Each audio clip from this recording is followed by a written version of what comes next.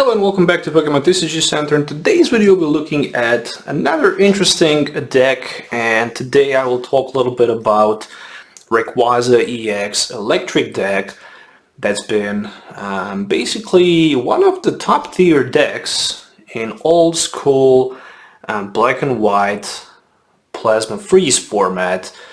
So a little bit older players who are familiar with that deck and who played actually that deck will know that that deck was very powerful. So the Rayquaza was 170 HP Pokemon with only one retreat cost, which is kind of interesting because back then there was a stadium card in play. It was named Sky Arrow Bridge and it was released in the next Destinies. And that stadium card was basically a stadium with the effect that says that each basic Pokemon in play had one retreat cost less, meaning that Rayquaza was able to retreat for free down to the bench. Why was that so important when there was, Floatstone switch Keldeo with the Ration in the format? Because if you really wanted to play the top competitive and on the top tier level, you really needed to have 2 or 3 copies of Tropical Beach in this deck. But if you didn't have that option, you could always substitute it with a Sky Arrow Bridge and being in a position to retreat your Rayquaza on the bench for free, and then simply if you don't have, Keldeo, being in a position to retreat with the switch, for example. But this build is, of course, with Tropical Beach. So the Rayquaza Celestial Roar attack was very good as well. He was in a position to discard the top 3 cards of your deck, and if any of those cards were basic energy cards or just energy cards, you could attach them to the Rayquaza. Dragon Burst attack is actually interesting. It is pretty much these days tag team Reshiram and Zekrom. It says that for 1 fire and 1 lighting energy you need to discard all basic fire or all basic lighting energies from Rayquaza, and this attack will do 60 damage times the amount of discarded energies from Rayquaza. And that's basically the focus and strategy of the Rayquaza EX. So obviously 3 copies of Rayquaza EX as the main attacking Pokemon for this build. Additionally, that deck also played 1 copy of Raikou EX, which also had 1 retreat cost, 170 HP as well. The first attack was not that good, but that second attack was actually pretty broken back then in the format.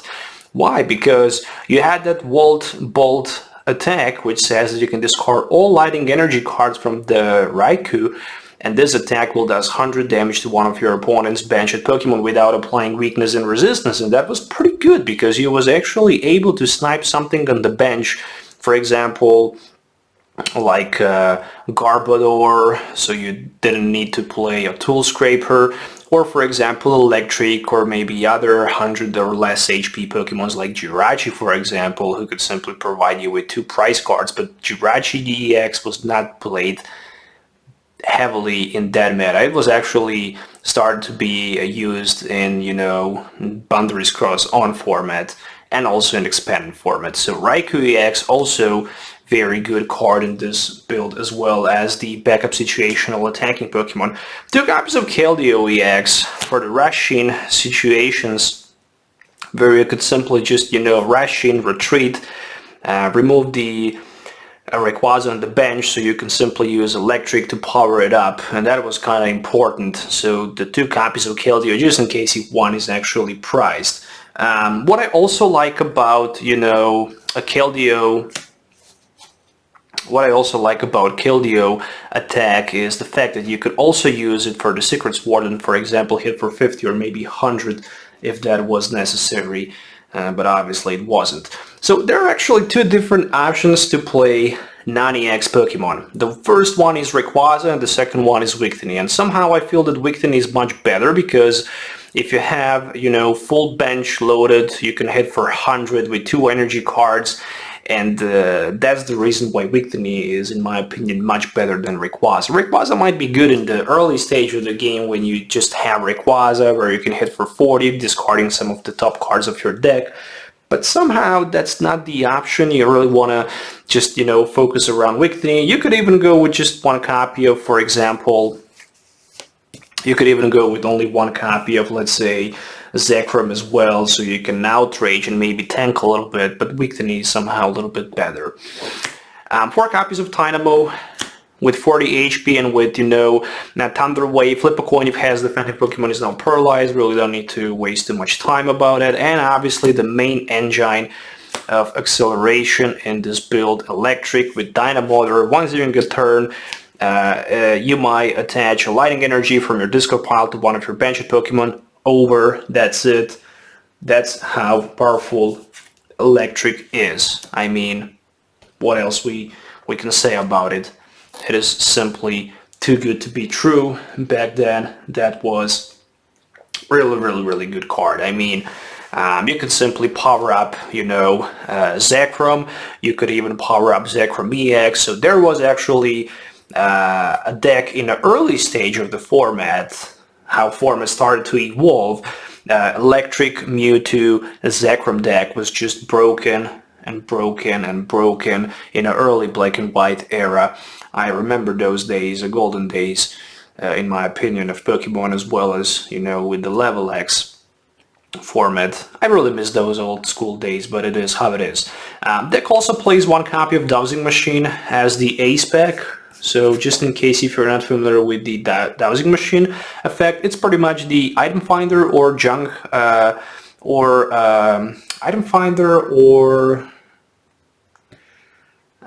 what's the name of that card in the junk arm? Yeah, so pretty much the same effect as the junk arm, but it can actually put a trainer card. It can even pick up a supporter card. So there's a reason why Dowsing was printed as the ace pack. Ace pack rule: you can't have more than one. You can only have one ace pack card in your deck, and obviously Dowsing Machine is the focus in this build. Additionally, one copy of Max Potion, heal all damage for one of your Pokemon, then discard all energy attached to that Pokemon. And the reason why Max Potion was good in this build, let me just try to fix this slide a little bit, and the reason why Max Potion was good in this build was simply due to the fact that you either way discard all energies from Rayquaza and you can just use it, for that Max Potion rule. One copy of Energy Surge, just in case if you don't have but you need that fire energy, you could always pick it with the Energy Surge, and that's very good card, as well as 2 copies of Super Rod, which helps you to shuffle back those Pokemons and energy cards, but it actually helps you to shuffle those fire energies. You don't need to shuffle back Lightning energies. Obviously Lightning energies can easily be recovered back by the Eelektrik effect. So you really want to focus on recycling back those fire energies and other Pokemons that you might need. 3 copies of Floatstone. Floatstone was a pretty damn good card back then. The retreat cost of the Pokemon that Floatstone is attached is 0. So you could basically attach it to Keldeo, rush in, retreat for free, and do that multiple times. Obviously, deck also plays 3 copies of Tropical Beach. Tropical Beach is the best stadium card that's probably ever been printed, in my opinion. It says that once during each player's turn, that player might draw cards until he or she has 7 cards in his or her hand, and if that player decided to draw cards, that player's turns end immediately. So 3 Tropical Beach cards as well in this build. Additionally, deck also played 3 copies of Pokemon Catcher. Before Catcher was rated with the flip coin effect, Catcher was pretty much the best card as well in the format. Simply cast effect, switch your opponent's active Pokemon with his or her benched Pokemon. Really don't need to waste too much time explaining how broken that was. 4 copies of Level Ball, which actually helps you to search the deck for either way Dynamo, Weakening, or Eelektrik. So with 4 copies of Level Ball, you could simply search the deck for Dynamo, put it on the bench, even use it for Eelektrik play. Additionally, deck also played 4 copies of Ultra Ball as well. So with the Ultra Ball effect, you could also discard 2 cards from your hand and search the deck for any Pokemon you like, which helps you to get rid of the lightning energy so you can recycle them back with the Dynamotor effect. And that was actually pretty damn broken back then. So speaking about supporter cards, deck plays 2 copies of Colorus, actually 3 copies of Colorus, my bad. So why Colorus is good in that format, why Colorus was heavily being used in any deck, at least 1 copy of it, due to the fact that Colorus was good, especially to the mid to late game when both players managed to set up their benches, and then you can simply throw the Colorus and, you know, draw the card, actually shuffle the hand in your deck and then draw the card for each benched Pokemon in play, both your and your opponent. So theoretically up to 10 cards he was able to draw. Well, the king of the crop, probably the best supporter back then, was a N, and probably arguably one of the best supporter cards probably ever printed. And of course, each player's shuffle his or her hand in the deck and then draw the cards for each remaining prize card equal to each remaining prize card. So you could simply end your opponent down to 1. You could just, you know, control the amount of the cards in your opponent's hand. You could even, you know, in the early stage of the game, shuffle your opponent's hand if they have like 10 cards down to 5 or 6, you know. So that was very good draw supporter back then. You could simply play, you know, Juniper and Colress, or maybe, you know, Bianca back then and Skyla situationally for some decks, like for example, you know, Blastoise for the rare candy search, you know. But 4 ends was pretty much a way to go in any deck. Now, 4 copies of Professor Juniper, discard hand drop 7. I guess that's, you know, all I'm gonna say. Yeah, I mean, we have the day research, we had Sycamore, and we also had, it was Juniper, Sycamore, research, and what else? I don't know. Anyways, yeah, Juniper, you know, also pretty damn good supporter card. And speaking about energy cards, 4 copies of Fire Energies for this build.